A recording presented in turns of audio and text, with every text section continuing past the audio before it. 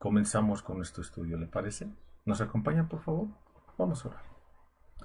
Amado Dios, eterno Padre celestial, cuán grande y maravilloso y misericordioso eres, Señor. En esta tarde, una vez más, Señor, agradecemos el poder contar con tu preciosa bondad, porque, Señor, en medio de toda esta turbulencia que sufre el mundo, contamos con tu misericordia para estar aquí, Señor, estudiando tu palabra. Gracias por este viaje que nos has permitido tener a lo largo de la Biblia en este panorama, Señor, donde ha sido de muchísima bendición para todos nosotros el poder conocer con más puntualidad tu hermosa palabra. Mi Señor, gracias por todas tus bondades. Te suplico en el nombre de nuestro Señor Jesús, que permitas, Padre mío, que este mensaje llegue hasta donde tú quieras. Que uses esta tu palabra, Señor, y que uses al vocero, a este siervo, Señor, que está aquí, que es torpe, que a veces cuesta trabajo entender la Biblia. Pero por eso apelamos siempre a ti, Señor, para que tú seas con nosotros y nos concedas el buen estudio de tu palabra.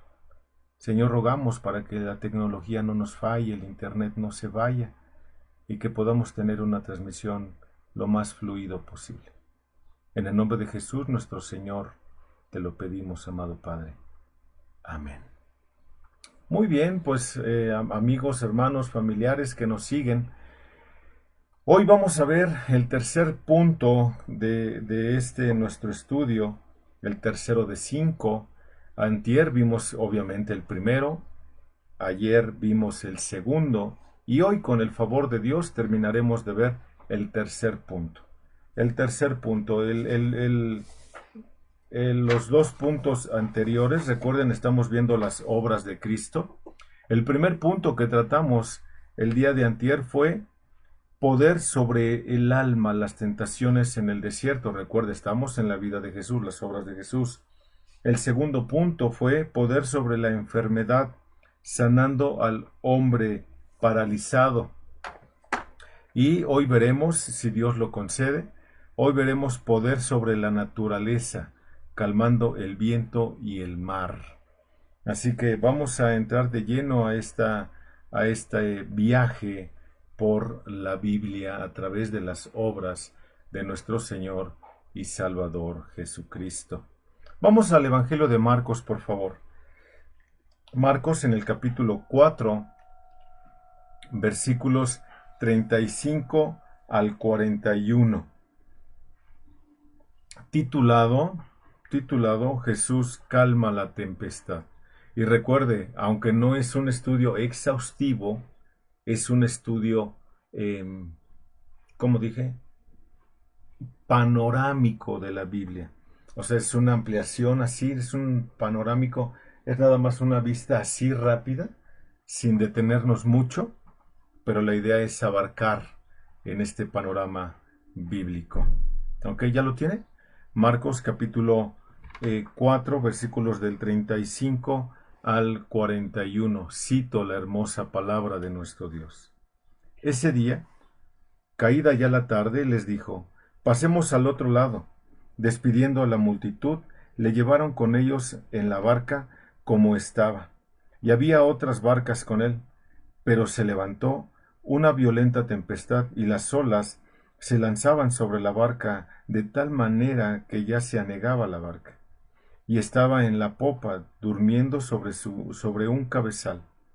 Entonces le despertaron y le dijeron: Maestro, ¿no te importa que perezcamos? Y levantándose, reprendió el viento y dijo al mar: Cálmate y sosiégate. Y el viento cesó, y sobrevino una gran calma. Entonces les dijo: ¿por qué estáis amedrentados? ¿Cómo, no tenéis fe? Y se llenaron de gran temor y se decían unos a otros: ¿quién pues es este que aun el viento y el mar le obedecen? ¡Wow! Tamaño de redentor que tenemos. Tamaño de redentor que tenemos. ¿Por qué razón? Porque note, aún los elementos naturales se someten a su autoridad. Los elementos naturales, el mar con esa bravura que de repente tiene, se aquietó. Y todo en perfecta calma. Qué hermoso es nuestro Dios, ¿no? Qué hermoso porque en medio de la tempestad, Él lo calma. ¿Qué tempestad tan fuerte puede estarle viniendo a usted? ¿Cuál es la tempestad más grande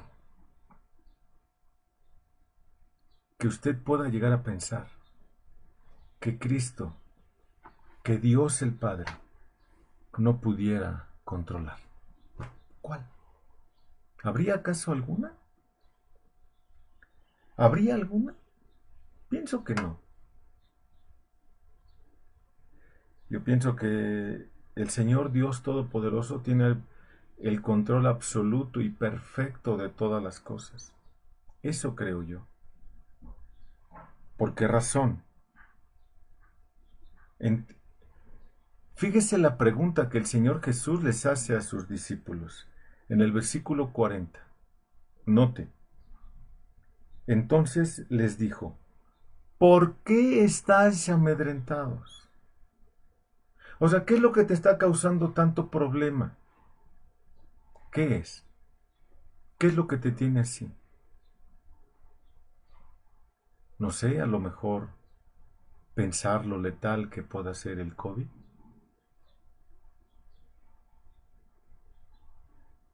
A lo mejor si nos da un cáncer. A lo mejor si nos asaltan, nos asesinan en la calle. ¿Qué es lo que le puede hacer perder su paz? ¿Qué es? ¿Habrá algo sobre lo cual Dios no tenga el control absoluto? ¿Y por qué les hizo esa pregunta? Ahorita vamos más a nuestro texto, más a detalle, pero ¿usted por qué cree que les haya hecho esa pregunta al Señor? ¿Por qué cree?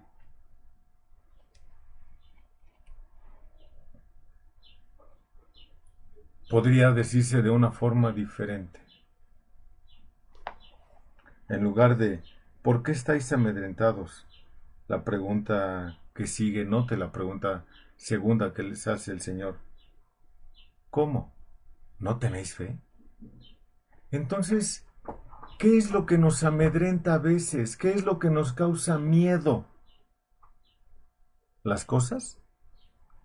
¿O nuestra carencia de fe? ¿Qué es lo que nos causa mucho temor?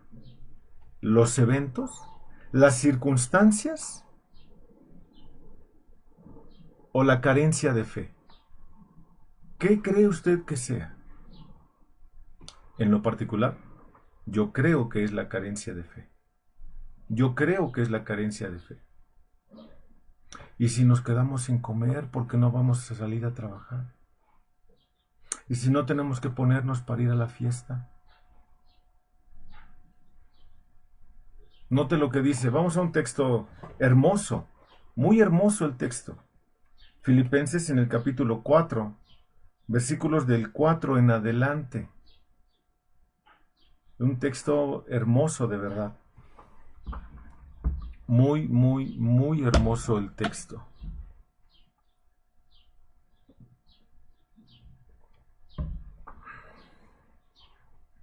Escuche, versículo 4 del 4 de Filipenses. Regocijaos en el Señor siempre. Otra vez os lo diré, regocijaos. Vuestra bondad sea conocida de todos los hombres.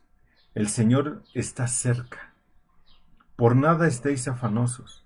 Antes bien, en todo, mediante oración y súplica con acción de gracias, sean dadas a conocer vuestras peticiones delante de Dios. Y la paz de Dios, que sobrepasa todo entendimiento, guardará vuestros corazones y vuestras mentes en Cristo Jesús. Note lo que está diciendo aquí Pablo. ¿Se notó, se dio usted cuenta en el versículo 4? regocijaos en el Señor siempre. Y otra vez lo digo, regocíjate. Esta es la frase que comúnmente se decía en el griego, en el idioma griego, en el tiempo del Señor Jesús. De verdad te digo, está haciendo una aseveración. Una aseveración está haciendo. Regocijaos en el Señor siempre. Y otra vez te lo digo, regocíjate por favor. Y que nuestra bondad sea conocida de todos los hombres. Escuche, el Señor está cerca. ¡Wow! ¡Qué palabras las del apóstol Pablo! ¡Qué palabras tan hermosas, tan contundentes! El Señor está cerca. Por eso debemos de tener gozo. Ahora note un dato importante. Ponga un separadorcito, por favor, allí en Marcos. Ahorita regresamos al Evangelio de Marcos. Ahorita regresamos. Y es importante que nosotros veamos que aproximadamente en qué año se escribió esta carta. Tal vez en el año 60, si no mal recuerdo. No encuentro el dato aquí, lo había notado, pero 60 tal vez después de Cristo. Alrededor del año 60, 61 después de Cristo se escribió esta carta. Y para ese entonces ya habían pasado obviamente 61 años de la ascensión de Cristo. Y Pablo creía fielmente, por fe, que el Señor estaba cerca. Estamos en el 2020 después de Cristo. Ya han pasado casi 1960 años de que se escribió esta carta. Imagínense qué tan cerca estamos ya de que Cristo venga después de que hemos avanzado 1900 años. Entonces, regocíjese, viva piadosamente, porque Cristo está muy cerca, no solamente cerca, muy cerca. ¿Cierto? ¡Wow! ¡Qué hermosas palabras! Luego dice Pablo, por nada estéis afanosos, antes bien en todo, mediante oración y súplica, con acción de gracias, sean dadas a conocer vuestras peticiones delante de Dios. Todo lo que usted necesite, todo lo que usted quiera, vaya y suplíquele a Dios con acción de gracias. Esto significa que no solamente tengo que ir a darle gracias a Dios por lo que Él me ha dado. Significa que yo tengo que darle gracias a Dios por lo que Él no me ha dado. ¿Y por qué así? Porque si Dios no me lo dio, es porque Dios sabía que no era para mi bien. Así que gracias a Dios por eso. ¿Cierto? Y aquí viene el punto elemental. Y la paz de Dios que sobrepasa todo entendimiento, guardará vuestros corazones y vuestras mentes en Cristo Jesús. En Cristo. ¿Qué es lo que va a guardar? ¿Qué es lo que va a guardar? Nuestros corazones y nuestras mentes. ¿Por qué estos dos? Bueno, porque el corazón, como comúnmente se dice, es el centro de las emociones del ser humano. Y aquí es donde uno empieza a maquinar las cosas, la mente. Pero si Dios va a guardar nuestra mente y nuestro corazón, significa que no vamos a tener malos pensamientos. Significa que yo, mediante la fe que tenga de Dios, ni siquiera voy a dudar de Dios. ¿Ha escuchado usted el canto de Ante el trono celestial? En este canto, el autor de este canto está diciéndole a Dios que le perdone por haber dudado. Qué interesante, ¿verdad? Qué interesante. Pero cuando mi corazón es demasiado movido por las emociones y cuando mis pensamientos son arrastrados, es por falta de fe. No hay ninguna otra razón. No hay ninguna. Así que este puede ser un buen parámetro, un termómetro para saber cómo está usted en su fe. ¿Se amedrenta usted demasiado? ¿Se espanta ante las circunstancias? ¿O, como dijo la hormiga que iba arriba del elefante, nos espantamos demasiado? ¿O realmente podemos confiar en nuestro Dios? Por eso el Señor Jesús hace esta declaración aquí en Marcos capítulo 4. ¿Por qué estáis amedrentados? ¿Que no confías en mí? Esa es la pregunta. ¿Por qué estáis amedrentados? ¿Por qué tienes tanto miedo? ¿Acaso no tienes fe en mí? ¿No crees que yo puedo calmar esto? ¿Aún no me conoces?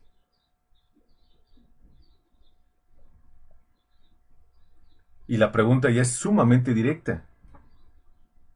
¿Cómo? ¿No tenéis fe? ¡Wow! Qué interesante, ¿verdad? Y esto es solamente una visitadita así rápido, mis amados. Muy rápida. Pero aquí está. Vamos a verlo, este texto en dos puntos. El gobierno de los elementos y él inspiró el asombro. Entonces, el gobierno de los elementos. Pero se levantó una gran tempestad de viento, dice el versículo 37. Una tarde, después de predicar a las multitudes en la costa oeste de Galilea, Jesús y sus discípulos comenzaron un viaje al otro lado del lago. Se encontraron con una tormenta que creció rápidamente a una tempestad de intensidad anormal. Anormal, o sea, se hizo grande, grande, grande, grande la tempestad. El Evangelio de Marcos describió que los vientos eran similares a un ciclón, porque los vientos descritos aquí en el texto griego son vientos huracanados. Por eso se piensa esto. En tanto que el Evangelio de Mateo registra el mismo evento, dijo que las olas eran como un terremoto, porque usa la palabra seísmo, que es sismo, como si hubiera habido lo que hoy conocemos como un tsunami. Se levantaron olas gigantes. ¿Se acuerda usted del tsunami que hubo en Japón? Que hasta sacaron una película de eso, ¿se acuerda? Bueno, es algo así. O sea, registra algo impresionante. Y el Señor lo calma. Ese es nuestro Dios. Él es nuestro Redentor. ¿Eso no le da a usted paz? ¿No le da eso a usted tranquilidad? ¿No? Note, Mateo capítulo 8, versículo 24. Mateo 8, 24.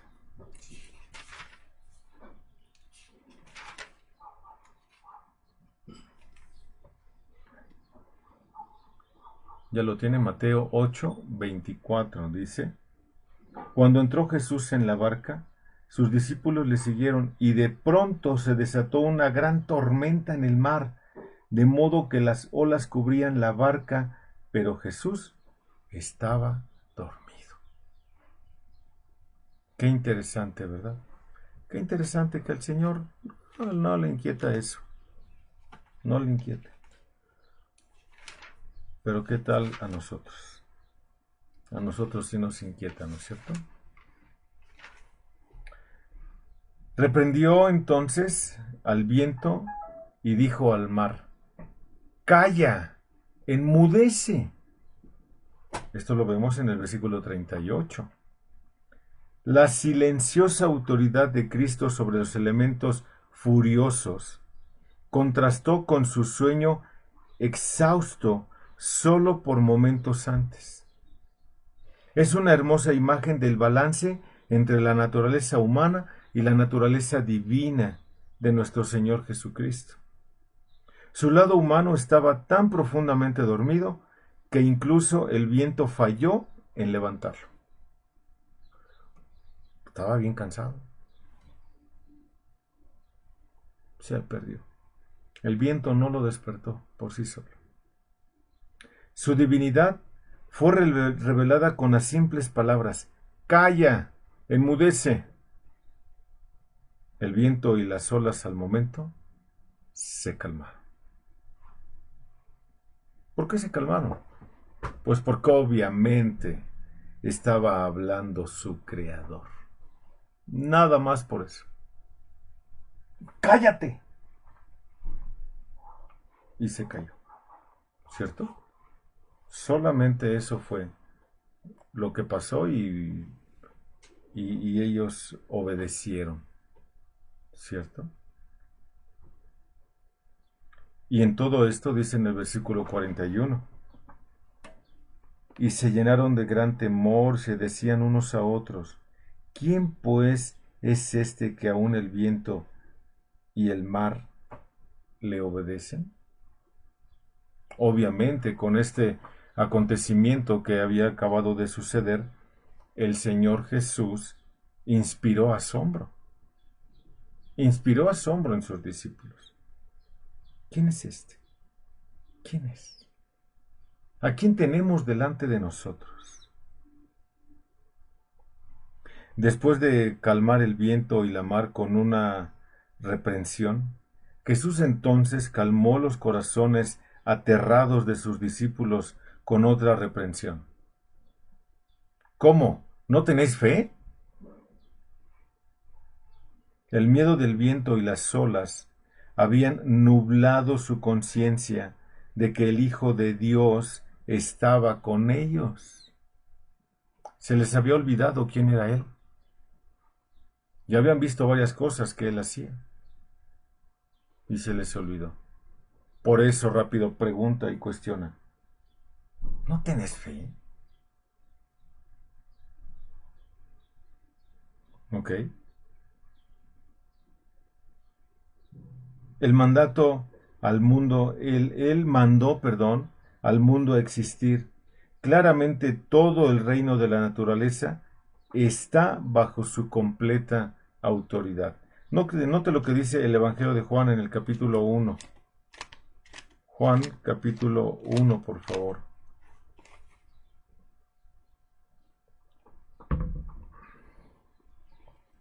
Juan capítulo 1, versículo 1. En el principio existía el Verbo, y el Verbo estaba con Dios, y el Verbo era Dios. ¿Por qué estáis amedrentados? ¿No, acaso de chiripada tú dudas de que Cristo sea Dios? Es porque no lo conoce y entonces sí puede estar amedrentado.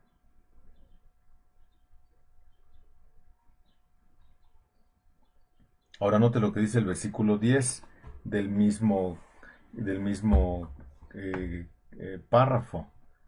En el mundo estaba, y el mundo fue hecho por medio de él. ¿Y el mundo? ¿El mundo qué? El mundo no le conoció. ¿Por qué se amedrenta la gente? Porque no conoce a Dios. ¿Por qué se amedrenta la gente? Por su falta de fe. Esas dos cosas son elementales para que una persona pueda confiar en Dios. Elementales. ¿Sí? Note Colosenses 1:15.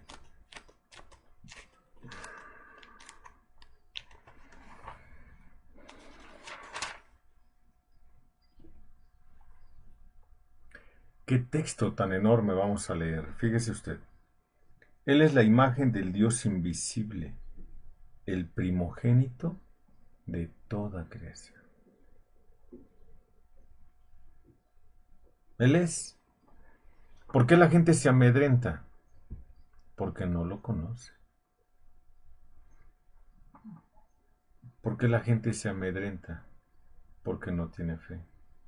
¿Ya vio? Vamos a Hebreos, por favor, Hebreos 1,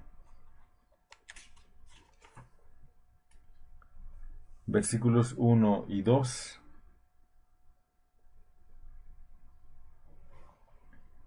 Dios, habiendo hablado hace mucho tiempo en muchas ocasiones y de muchas maneras a los padres por los profetas, en estos últimos días nos ha hablado por su Hijo, a quien constituyó heredero de todas las cosas, por medio de quien hizo también el universo. Vea la bondad de Dios entonces.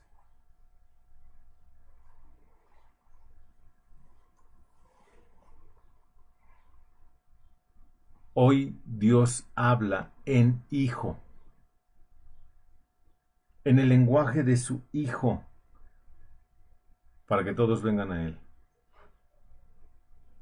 Habló de muchas formas. En estos últimos días, en estos postreros días, es muy interesante lo que está diciendo, que porque la palabra ocasiones son polítropes y muchas formas polímeros. Usted conoce que es un polímero, ¿no? La revelación progresiva se completa con Cristo, quien mostró todo lo que Dios había prometido en el Antiguo Testamento. Cristo mostró todo lo que Dios había prometido perfectamente en el Antiguo Testamento. ¿Cierto? Por eso es importante que veamos que Él es Dios. Él es Dios. Y hoy Dios habla en Hijo, para que todos vengan a Él. Todos los que crean vengan a Él. ¿Ok?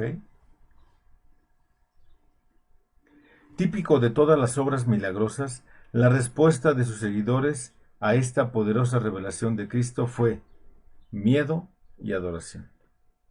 Miedo y adoración.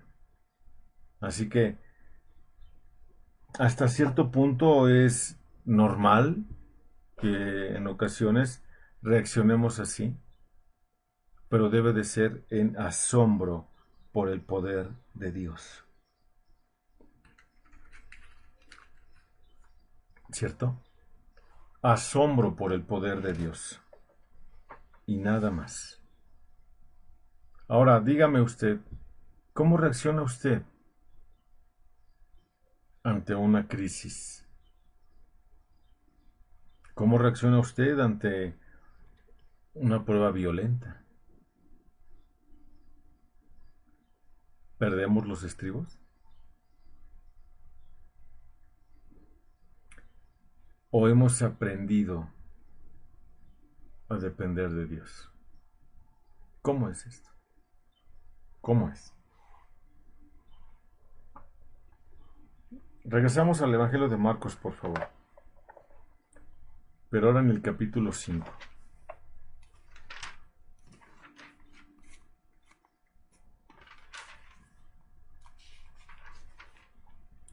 Marcos capítulo 5.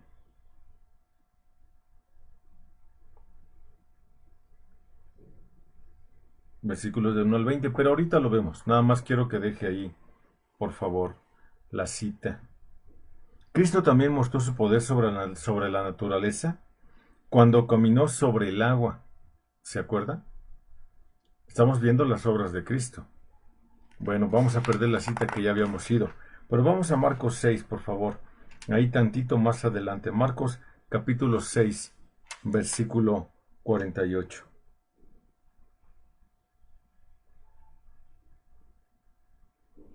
Dice así. Y al ver los demás fatigados porque el viento les era contrario, como a la cuarta vigilia de la noche, fue hacia ellos, andando sobre el mar, y quería pasarles de largo. ¿Qué estaba haciendo él? Caminando sobre el agua. Sin ningún problema. ¿cierto? Convirtió el agua en vino. Es parte de las obras de Cristo. Esto lo vemos en el Evangelio de Juan, en el capítulo 2. Evangelio de Juan, capítulo 2, versículo 1. Al tercer día se celebró una boda en Caná de Galilea, y estaba allí la madre de Jesús. Y también Jesús fue invitado con sus discípulos a la boda. Cuando se acabó el vino, la madre de Jesús le dijo: ¿No tienen vino? Jesús le dijo: Mujer, ¿qué no, qué nos, qué nos va, qué nos va a ti y a mí en esto? Todavía no ha llegado mi hora. Su madre dijo a los que servían: Haced todo lo que él os diga. Y había allí 6 tinajas de piedra puesta para ser usadas en el rito de la purificación de los judíos. En cada una cabían 2 o 3 cántaros. Jesús les dijo: Llenad de agua las tinajas. Y las llenaron hasta el borde. Entonces les dijo: Sacad ahora un poco y llevadlo al maestresala. Y se lo llevaron. Cuando el maestresala probó el agua convertida en vino, y como no sabía de dónde era, pero los que la servían, que habían sacado el agua, lo sabían, el maestresala llamó al novio y le dijo: Todo hombre sirve primero el vino bueno, y cuando ya han tomado bastante, entonces el inferior, pero tú has guardado hasta ahora el vino bueno. El Señor lo hizo sin ningún problema, ¿cierto? No solo eso, también alimentó a 5,000 personas. Evangelio de Juan, capítulo 6, versículos del 1 al 15.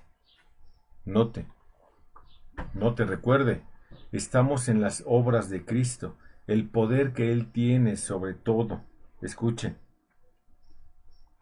Después de esto, Jesús se fue al otro lado del mar de Galilea, en el de Tiberias, y le seguía una gran multitud, pues veían las señales que realizaba en los enfermos. Jesús subió al monte y se sentó allí con sus discípulos. Y estaba cerca la Pascua, la fiesta de los judíos. Entonces Jesús, alzando los ojos y viendo que una gran multitud venía hacia él, dijo a Felipe: ¿Dónde compraremos pan para que coman estos? Pero decía esto para probarlo, porque él sabía lo que iba a hacer. Felipe le respondió: 200 denarios de pan no les bastarán para que cada uno reciba un pedazo. Uno de sus discípulos, Andrés, hermano de Pedro, de Simón Pedro, dijo a Jesús: Aquí hay un muchacho que tiene 5 panes de cebada y 2 pescados, pero ¿qué es esto para tantos? Jesús dijo: Haced que la gente se recueste. Y habían mucha hierba en aquel lugar. Así que los hombres se recostaron en número de unos 5,000. Entonces Jesús tomó los panes y, habiendo dado gracias, los repartió a los que estaban allí recostados, y lo mismo hizo con los pescados, dándoles todo lo que querían. Cuando se saciaron, dijo a sus discípulos: Recoged los pedazos que sobran, para que no se pierda nada. Los recogieron, pues, y llenaron 12 cestas con los pedazos de los 5 panes de cebada que sobraron a los que le habían comido. La gente entonces, al ver la señal que Jesús había hecho, decía: Verdaderamente este es el profeta que había de venir al mundo. Por lo que Jesús, dándose cuenta de que iban a venir y llevárselo por la fuerza para hacerle rey, se retiró otra vez al monte él solo. El poder que tiene aún sobre todas las partes de naturaleza, ¿no es cierto? El poder que tiene. También dirigió a sus discípulos a una pesca milagrosa. Allá en Marcos, regresamos a Marcos, por favor. Marcos 5:1.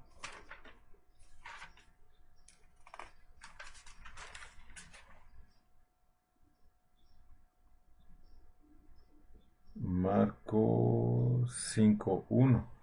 Y llegaron al otro lado del mar, a la tierra de los Gadarenos.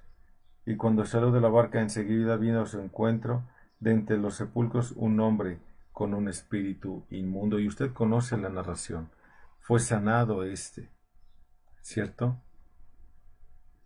De ahí toda esta parte de Marcos habla acerca de esto. Así que vemos la obra de Jesús, las obras de Jesús. Vea Juan 21:1, por favor.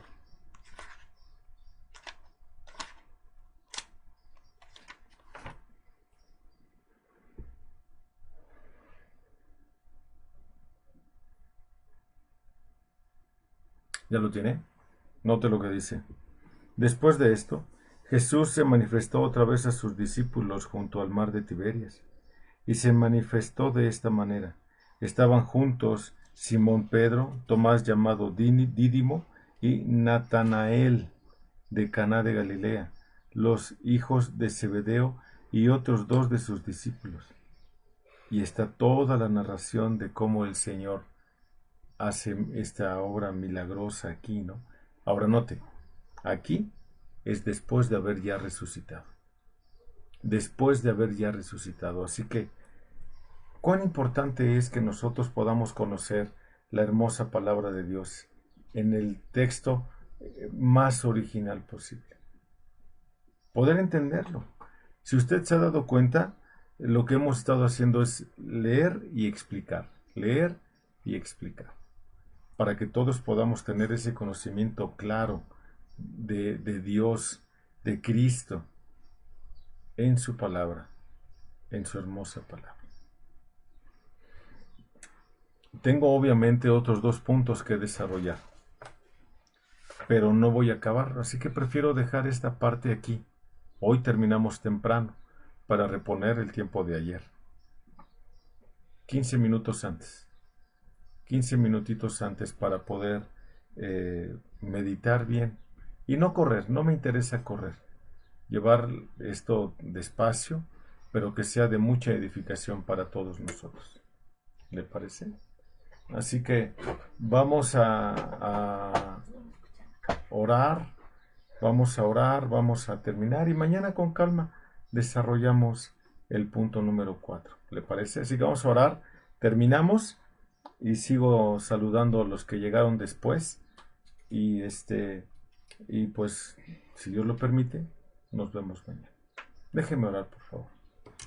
Bendito y alabado seas tú, Dios eterno Padre celestial, porque grandes y maravillosas son tus obras, y tu poder, Señor, permanece por todas las generaciones. Bendito Padre celestial, gracias por regalarnos esta tarde. Gracias, Señor, por permitirnos estar estudiando tu hermosa palabra. Quiero suplicarte en el nombre de Cristo que seas con mi cuñada Catalina, Señor. Permite que ella pueda recuperarse de esto del COVID, al igual que mi sobrina. Concédele, Señor, la sanidad si tú así lo quieres. Pero también, amado Padre, te rogamos que permitas que ellas puedan, principalmente mi sobrina, pueda clamar a ti por el perdón de sus pecados. Ayúdalos, mi Señor, bendícelos. Y gracias, Padre, por demostrarnos que Cristo es poderoso y que Él es el mismo ayer, hoy y siempre. Y que Él puede hacer lo que Él quiera con su creación porque es suya. Fue creado todo por medio de Él y para Él. Señor, gracias por esta tarde que nos concedes de estar estudiando. Te alabamos, bendito Dios, y te bendecimos en el nombre de Jesús nuestro Señor. Amén.